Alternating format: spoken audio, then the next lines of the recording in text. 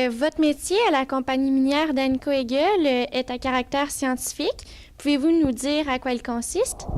On fait du forage à diamant. Un pour l'exploration et deux pour définir des réserves. Et puis, quand on a des carottes de forage, il faut pouvoir les décrire pour voir qu'est-ce qu'on a. Fait qu'on fait toute la description de la carotte. On décrit le type de roche, s'il y a des structures, s'il y a de la minéralisation, si on voit de l'or ou pas.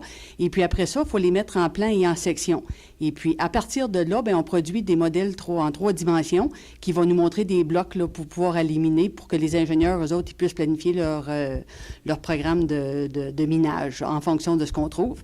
L'exploration, elle, c'est d'aller dans les lieux où c'est peut-être moins connu, puis qu'il n'y a pas de ressources, et puis on continue à forer pour décrire justement si on rencontre de la minéralisation ou pas, pour pouvoir voir si on peut étendre la minéralisation, puis si on peut étendre les ressources puis les réserves. Et puis après ça, bien, il y a aussi, on fait de la compilation. Fait qu'on prend de l'information qui existe déjà, on l'intègre dans nos bases de données, puis on essaie de produire des cartes puis des dessins en 3D. Il y a de moins en moins de préjugés concernant les femmes dans les métiers miniers. Dans votre cas, avez-vous eu de la difficulté à vous faire intégrer? Présentement, je pense qu'ils ont moins de difficulté à s'intégrer. Moi, j'ai commencé dans le métier en 1986. Puis oui, à l'époque, il y avait beaucoup de difficultés parce que les mines n'avaient pas de drive pour les femmes.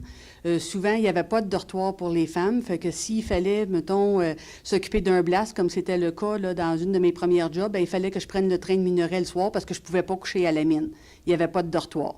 Il y a certaines mines en 1986 que j'appliquais et puis qu'eux autres, ils ne te regardaient même pas parce qu'ils n'engageaient pas de femmes. Fait que oui, c'était quand même assez rare. J'ai pas eu trop de difficultés à m'intégrer, mais ça prend du temps pour certains d'accepter les femmes dans les mines, surtout dans une position de supervision.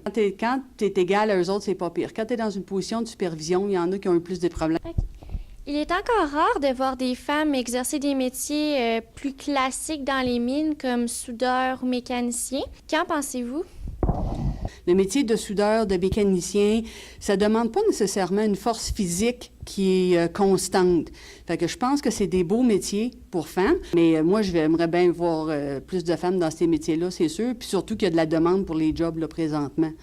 Dans les métiers comme soudeur, plombier, électricien, mécanicien, puis c'est facilement des métiers que des femmes pourraient faire. Finalement, notre capsule démontre à quel point il y a une évolution entre le monde minier et l'intégration des femmes. Déjà, plusieurs d'entre elles peuvent exercer des métiers scientifiques dans les différentes mines du Québec. Nous pensons qu'il sera plus fréquent de voir les femmes prendre leur place dans ce milieu dans les années à venir. C'était Magali Gauvin et Cassandre Ouellette pour le concours Zoom Minier.